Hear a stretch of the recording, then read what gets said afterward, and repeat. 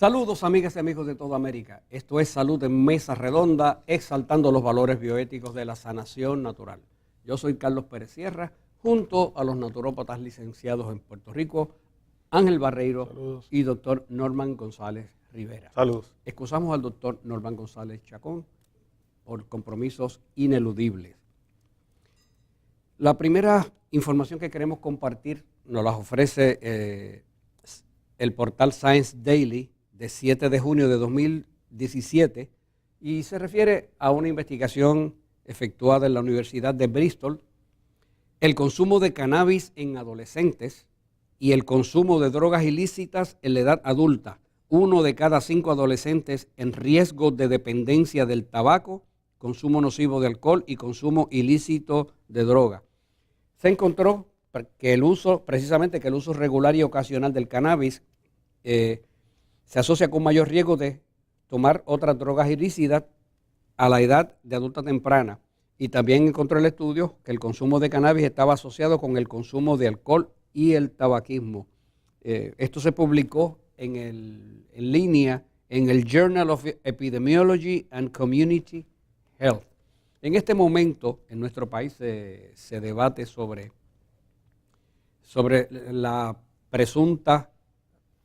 la supuesta medicalización de la marihuana.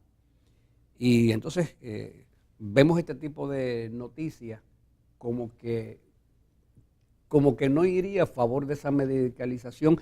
¿Qué le impresiona o cómo puede resumir esta noticia, doctor González Rivera? Bueno, es que el uso de cualquier sustancia que tenga efecto y se comporte como droga en el organismo va a traer eventualmente la utilización de otras drogas. Y eso lo estamos viendo en la población infantil con todos estos medicamentos que los ayudan a enfocarse para el control de la hiperactividad, etcétera, etcétera, que los hacen más vulnerables a seguir utilizando medicamentos y a seguir implementando o aumentando el riesgo de utilización de otras sustancias a lo largo de su vida. Y entonces la preocupación acá en el Reino Unido, según la investigación esta de la Universidad de Bristol, es que ellos han podido ver que una quinta parte de los adolescentes que usaron cannabis después en la edad adulta, pues entonces fueron usuarios o abusaron de otras sustancias como el alcohol, el tabaco y otras drogas más, como vamos a ver más adelante en el artículo. O sea que es algo que genera todo lo que altera, todo lo que cambia la función neurológica o altera los neurotransmisores o actúa sobre los receptores que hay en el cerebro a muchas de estas sustancias, a sustancias parecidas a que produce el cuerpo, pues va a estar sustituyendo y generalmente va a alterar la función, y cualquier alteración de la función degenera eventualmente en la necesidad de utilizar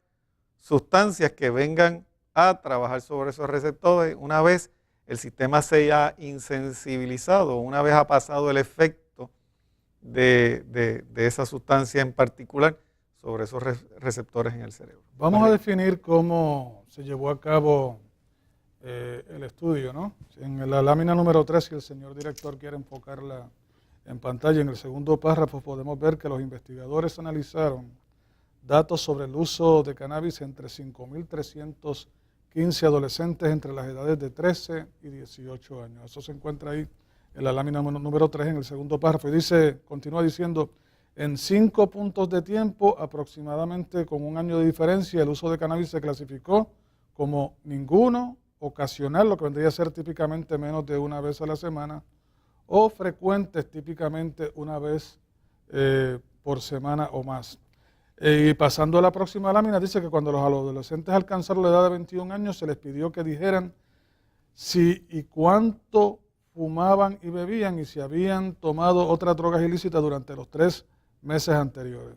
Los resultados se reportaron ahí, unos 462 reportaron un consumo reciente de drogas ilícitas, de los cuales 176 o el 38% habían consumido cocaína, 278 o el 60% habían consumido las anfetaminas, el 136 o el 30% habían utilizado inhalantes, el 72 o el 16% habían usado sedantes, 105 o el 23 habían usado alucinógenos y 25 de ellos, de los 462 o el 6%, habían utilizado opioides. Y como dijo el doctor Norman González Rivera, lo interesante del caso para los investigadores fue que 1 de cada 5 pues había mencionado que había utilizado alguna droga recientemente para los efectos del estudio que se estaba Bueno, realizando. hasta cierto punto no debería sorprendernos, porque si decimos que se va a medicalizar la droga, pues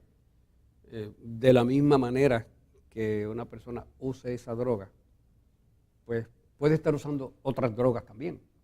O sea que en cierta medida, pues es como cuando tú vas a donde un músico y le pide que interprete una determinada composición musical, pues según te toca esa, te puede tocar. Lo más probable es que toque otras también y que esa no sea la única que toque. O sea, y en ese sentido, pues alguien que quiera utilizar cannabis y que desde el punto de vista sociojurídico pues quiera que se legalice o se medicalice, pues es porque tiene la mentalidad de que el cannabis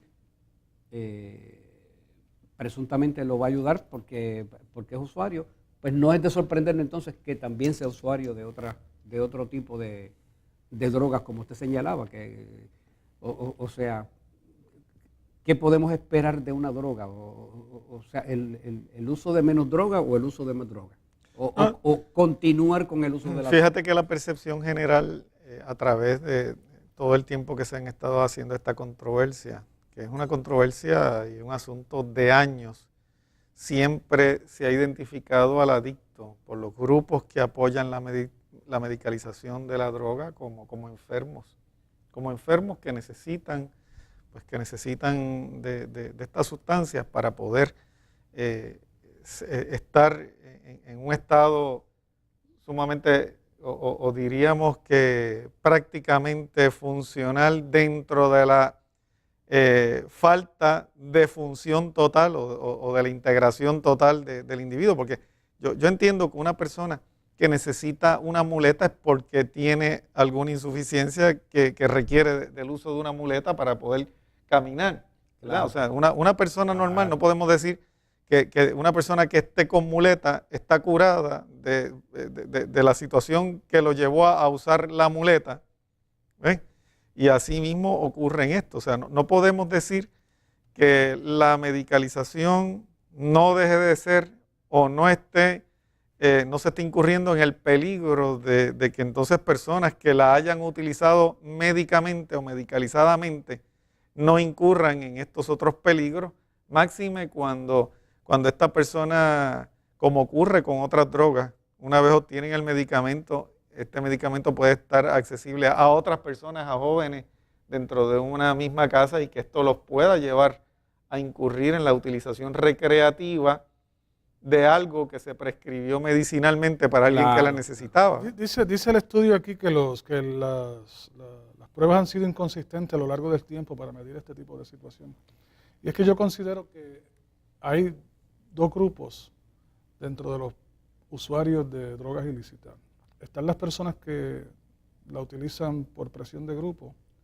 Hay individuos que lo utilizan como un escape de problemas que tienen. Lo utilizan buscando tal vez un escape, inicialmente tal vez la marihuana, por el efecto supuestamente sedante o estimulante que la droga puede tener dependiendo del cannabinoide que se utilice. Y obviamente pues hay algunas personas que la van a utilizar por estas razones. Entonces están las personas que también tienen quizá alguna dolencia, ¿no? Algún problema de salud, y realmente piensan que puede ser una alternativa el utilizar la marihuana, ¿no? El efecto químico que produce en el cuerpo para El efecto paliativo. Sin embargo, yo lo comparo ese efecto con el efecto de otras drogas como mencionaste. ¿Qué sucede cuando una persona, al no abordar las causas subyacentes de un problema, comienza a utilizar un medicamento para a paliar los síntomas de su condición. Llega un Llega un momento en que necesita una dosis mayor alta, o correcto. necesita añadir otros medicamentos para poder lograr el mismo efecto. Entonces yo creo que eso es una de las razones por las que muchos llegan a utilizar otras drogas mucho más fuertes como los opioides y la cocaína y otros, porque realmente no han logrado abordar la causa subyacente o raíz del problema de salud que tienen. En una buena cantidad de esos usuarios, yo considero que es una cuestión de presión de grupo, individuos que son arrastrados por ciertos grupos en la sociedad, que eventualmente se adentran un poco más en el uso de estas drogas, no tomando en consideración que pueden desarrollar una dependencia Claro. al uso de esa droga. Pero Bueno, fíjate, es como la persona que fuma. Fíjate que hay personas que pueden decir, yo me fumo 3 cigarrillos al día y con eso me basta. Sin embargo, hay personas que comenzaron con 3 cigarrillos y se están fumando 2 cajetillas al día. claro. O hay gente que puede decir que que la persona pues toma socialmente y se toma quizás una copa de vino a la semana en alguna actividad social o compartiendo con amistades, pero está el que se toma, el que tiene que tomar todos los días y entonces se convierte en alcohólico. Ese es el problema que yo veo, o sea, hasta dónde es responsabilidad de los profesionales de la salud y de los dirigentes, ¿verdad? Establecer los parámetros de algo que hasta ahora mismo, hasta el momento, ¿verdad? Es ilegal, y en qué manera el legalizarlo puede abrir puertas a aquellos que por ser ilegal nunca se hubiesen expuesto a la sustancia, ¿no? Tenemos que pausar, esto es Salud en Mesa Redonda. Luego de la pausa entonces continuamos con esta noticia, el consumo de cannabis en adolescentes y el consumo de drogas ilícitas en la edad adulta, que concluye que 1 de cada 5 adolescentes van a desarrollar un riesgo de dependencia del tabaco, del consumo nocivo de alcohol y consumo ilícito de drogas. Pausamos y regresamos.